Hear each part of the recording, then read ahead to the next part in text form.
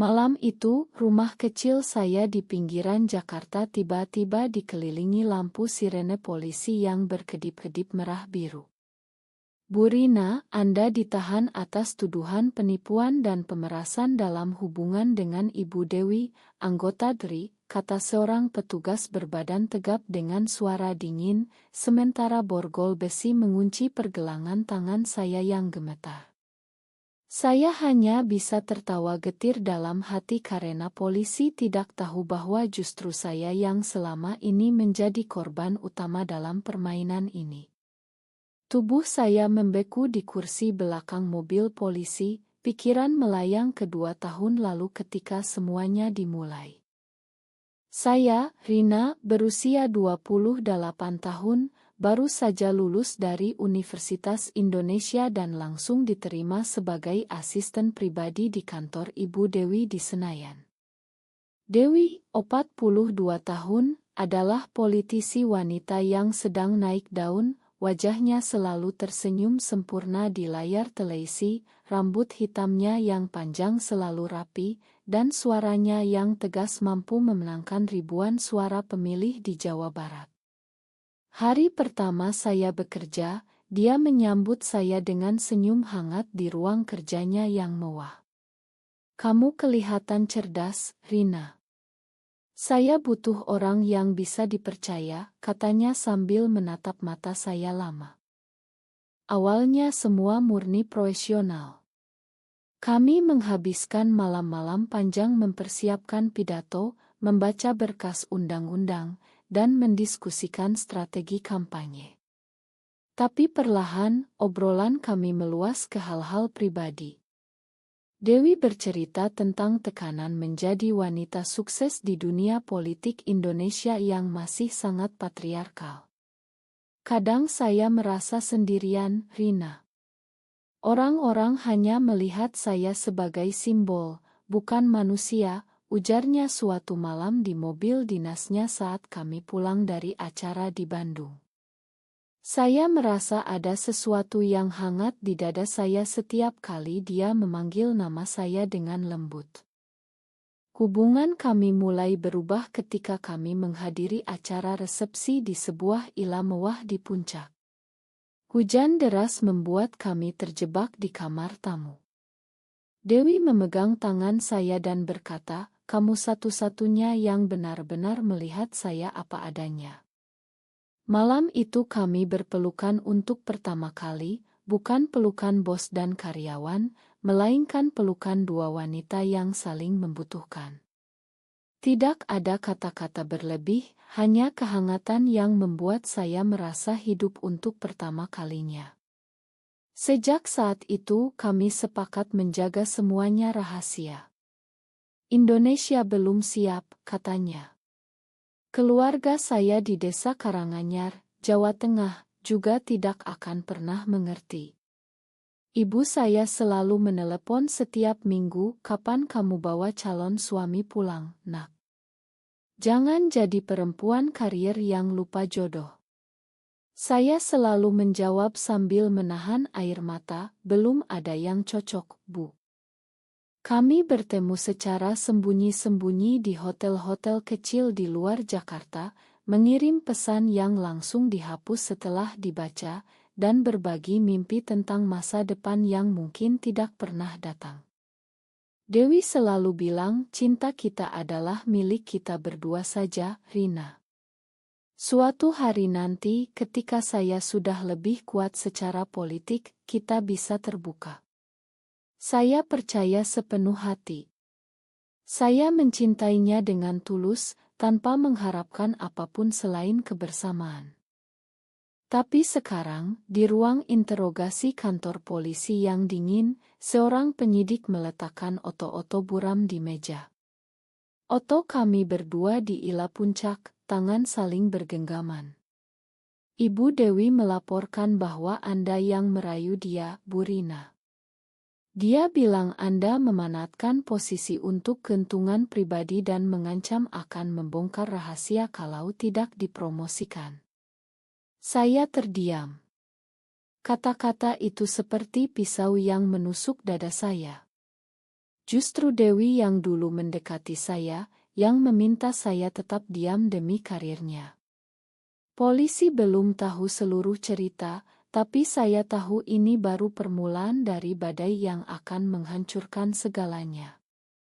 Interogasi berlangsung berjam-jam. Saya menceritakan semuanya dengan suara pelan tapi tegas, bagaimana Dewi yang memulai segalanya, bagaimana dia menangis di bahu saya karena tekanan publik yang menuntutnya menikah dengan pria dari keluarga berpengaruh. Penyidik mencatat setiap kata, tapi saya melihat keraguan di matanya. Kami sudah punya pernyataan dari Ibu Dewi. Dia bilang Anda yang mengancam akan menyebarkan oto-oto kalau tidak dituruti, katanya. Saya merasa dunia berputar. Dewi, wanita yang saya cintai, kini menjadikan saya kambing hitam untuk menyelamatkan citranya di mata publik. Malam itu, telepon saya berdering. Nomor ibu. Suara ibu gemetar di ujung sana. Rina, apa benar berita di televisi itu? Kamu ditangkap karena hubungan terlarang dengan politisi wanita. Anakku, apa yang kamu lakukan pada keluarga kita? Air mata saya jatuh tanpa bisa ditahan. Ibu bercerita bahwa tetangga di desa sudah ramai membicarakan bahwa bapak hampir stroke mendengar kabar itu. Kamu harus pulang sekarang, Rina. Kami harus bicara baik-baik sebelum nama keluarga hancur. Saya tidak bisa pulang.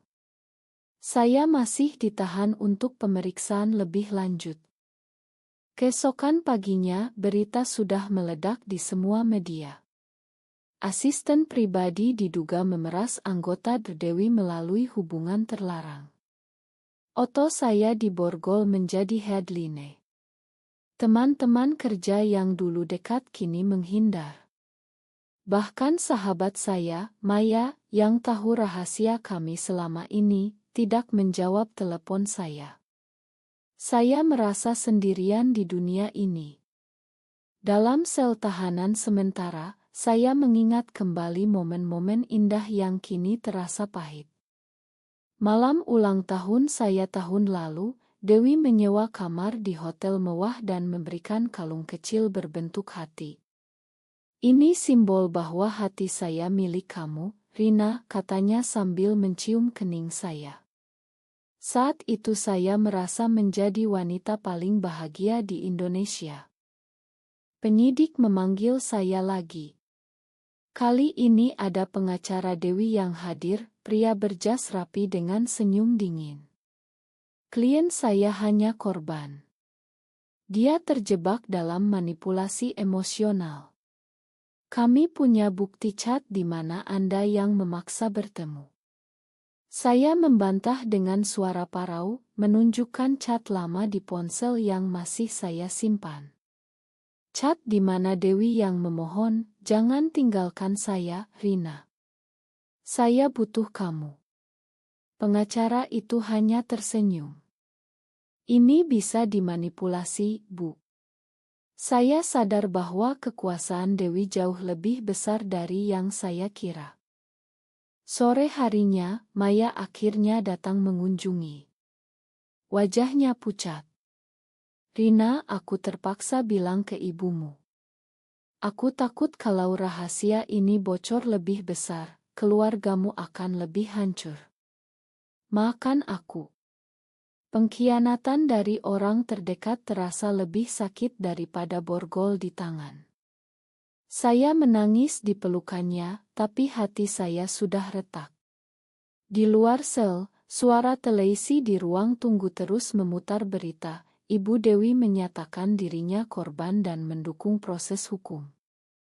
Nama saya kini menjadi simbol skandal, sementara Dewi tetap tersenyum di depan kamera sebagai korban yang kuat.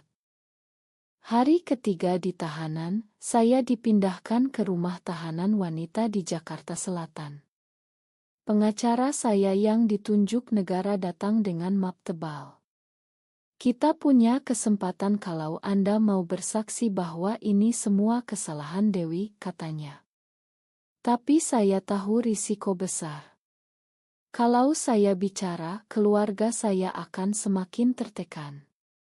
Ibu sudah 2 kali pingsan di desa, kata Maya lewat pesan singkat yang berhasil masuk. Bapak mengancam akan mengusir saya dari silsilah keluarga kalau saya tidak menarik semua pernyataan. Saya meminta waktu untuk berpikir. Malam itu, dalam kegelapan sel, saya mengingat pertemuan terakhir kami sebelum skandal meledak. Kami berada di apartemen pribadi Dewi di kawasan elite Pondok Indah. Dia memeluk saya erat dan berkata, kalau suatu hari rahasia ini terbongkar, janji kamu akan tetap diam demi saya, ya. Saat itu saya mengangguk tanpa ragu. Sekarang saya sadar bahwa janji itu telah menjebak saya sendiri. Dewi menggunakan cinta saya sebagai tameng untuk menyembunyikan orientasi sejatinya dari publik yang konservatif.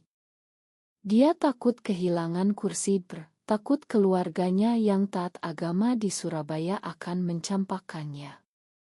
Saya hanya alat yang nyaman. Keesokan paginya, sidang pendahuluan digelar. Dewi hadir dengan pakaian hitam sederhana, wajahnya penuh kesedihan yang dibuat-buat. Dia bersaksi di depan hakim, saya hanya menganggap Rina sebagai adik. Tapi dia mulai memaksa saya melakukan hal-hal yang tidak wajar. Kata-kata itu seperti tamparan. Saya berdiri untuk membela diri, suara saya bergetar. Yang mulia, justru Ibu Dewi yang mendekati saya. Dia yang meminta saya menyimpan rahasia karena karirnya. Pengacara Dewi langsung memotong, menunjukkan bukti cat yang sudah didit. Sidang ditunda. Di luar ruangan, ibu saya datang bersama bapak. Wajah ibu bengkak karena menangis. Rina, cukup sudah. Tarik semua pengakuanmu. Keluarga kita sudah tidak bisa jalan di desa. Tetangga mengatai kita keluarga durhaka. Bapak hanya diam, tapi matanya penuh kecoaan yang lebih menyakitkan daripada kata-kata. Malam itu, di sel, saya menerima surat dari Dewi melalui pengacaranya. Isinya singkat, maafkan saya, Rina. Ini demi kita berdua. Tetaplah diam. Saya merobek surat itu menjadi kecil-kecil. Pengkhianatan itu kini jelas. Dewi tidak pernah mencintai saya. Dia hanya menggunakan saya untuk meredakan rasa takutnya akan label yang sama dengan saya. Tekanan semakin berat. Media terus menggali masa lalu saya, oto-oto lama kuliah, teman-teman lama yang tiba-tiba muncul di televisi mengatakan Rina memang selalu aneh sejak kecil. Karier saya hancur. Kantor Dewi sudah memecat saya secara resmi. Teman-teman lama memblokir nomor saya. Satu-satunya yang masih mendukung adalah seorang rekan kerja lama bernama Budi, tapi dia juga mulai menjauh setelah keluarganya melarang. Saya mendapat kunjungan dari adik perempuan saya, Sari. Dia datang dengan mata merah. Kak, ibu sakit keras. Dokter bilang karena stres. Kalau kakak tetap melanjutkan kasus ini, ibu bisa pergi. Kata-kata itu membuat saya goyah. Saya ingat bagaimana ibu selalu memasak rendang kesukaan saya setiap pulang kampung. Bagaimana bapak bangga ketika saya diterima kerja di kantor BR. Sekarang nama keluarga kami tercoreng hanya karena cinta saya. Apakah cinta ini layak mengorbankan segalanya? Di ruang sidang berikutnya, Dewi tampil lebih percaya diri. Dia membawa saksi, mantan ajudannya yang mengaku melihat saya merayut Dewi. Saya tahu saksi itu dibayar. Tapi bukti isik sulit dibantah. Saya meminta waktu untuk berbicara dengan pengacara saya. Kita bisa menang kalau kita ungkap semua bukti chat asli dan rekaman suara, kata pengacara. Tapi itu berarti saya harus membongkar semuanya, termasuk momen-momen pribadi yang paling indah. Saya ragu. Malam itu saya menangis sendirian. Saya mengingat hari-hari bahagia, jalan-jalan malam di pantai Anyer. Dewi tertawa sambil memegang tangan saya, berbisik, "Kamu adalah rumah saya, Rina." Semua itu kini menjadi senjata yang bisa menghancurkan kami berdua. Saya harus memilih, diam dan biarkan nama saya tercoreng selamanya, atau bicara dan hancurkan keluarga serta karir Dewi. Pilihan itu terasa seperti pisau bermata dua. Sidang utama dimulai dengan suasana tegang. Ruangan penuh wartawan. Dewi duduk di bangku saksi dengan kepala tertunduk, tapi saya tahu itu sandiwara. Ketika giliran saya bersaksi, tangan saya berkeringat. Pengacara saya mengajukan bukti-bukti chat asli yang tidak bisa didit. Suara Dewi terdengar jelas di rekaman, "Aku mencintaimu, Rina. Jangan pernah tinggalkan aku meski dunia menentang." Ruangan gempar. Dewi pucat pasi. Tapi keluarga saya yang duduk di belakang langsung bereaksi. Ibu menangis keras, bapak berdiri dan keluar ruangan. Malam harinya, adik saya menelepon. "Kak, bapak bilang kakak sudah bukan anaknya lagi." Ibu masuk rumah sakit karena serangan jantung ringan. Saya merasa dunia runtuh.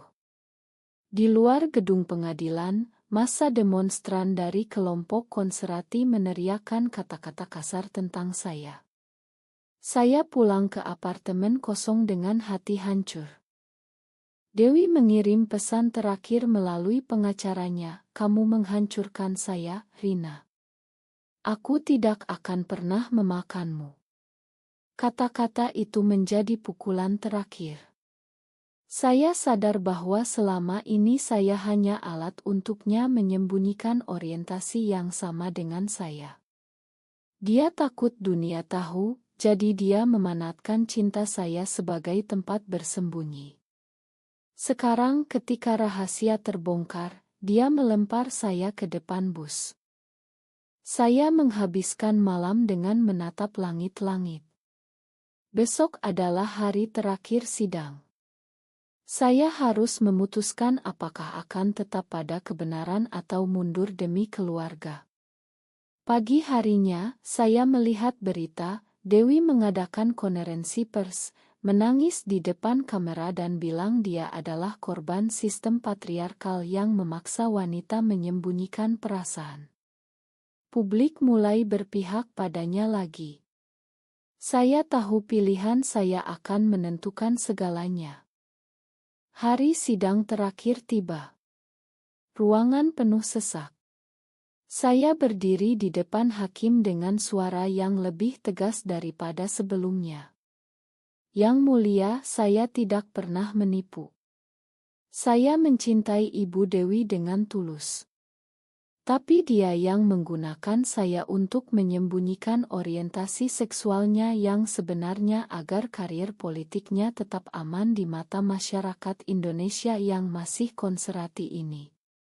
Saya menyodorkan semua bukti chat, rekaman, bahkan surat-surat pribadi." Ruangan hening sejenak, lalu gempar. Dewi menunduk, air mata sungguhan kali ini. Vonis dijatuhkan 2 minggu kemudian. Dewi dinyatakan bersalah karena manipulasi dan pemalsuan bukti, meski hukumannya ringan karena statusnya. Saya dibebaskan sepenuhnya. Tapi kemenangan itu terasa pahit. Ibu saya menelepon untuk terakhir kali. "Kamu sudah membunuh kami, Rina. Jangan pernah pulang lagi." Bapak mengirim surat resmi mencoret nama saya dari silsilah keluarga. Karier saya habis. Teman-teman hilang. Saya kini tinggal sendirian di sebuah kamar kontrakan kecil di pinggiran Jakarta, bekerja serabutan sebagai penulis lepas. Dewi kehilangan kursi brenya, tapi keluarganya tetap mendukungnya dengan alasan tekanan politik. Dia tidak pernah menghubungi saya lagi. Saya kadang melihat fotonya di media, masih tersenyum, masih kuat. Saya bertanya-tanya apakah dia pernah benar-benar mencintai saya. Sekarang setiap malam, saya duduk di balkon kecil, memandang lampu kota Jakarta yang tak pernah tidur. Cinta saya telah menghancurkan segalanya, keluarga, karier, masa depan. Tapi setidaknya saya bebas dari kebohongan. Apakah benar bahwa menyembunyikan kebenaran selalu melindungi kehormatan keluarga, atau justru kebohongan itulah yang pada akhirnya menghancurkan segalanya?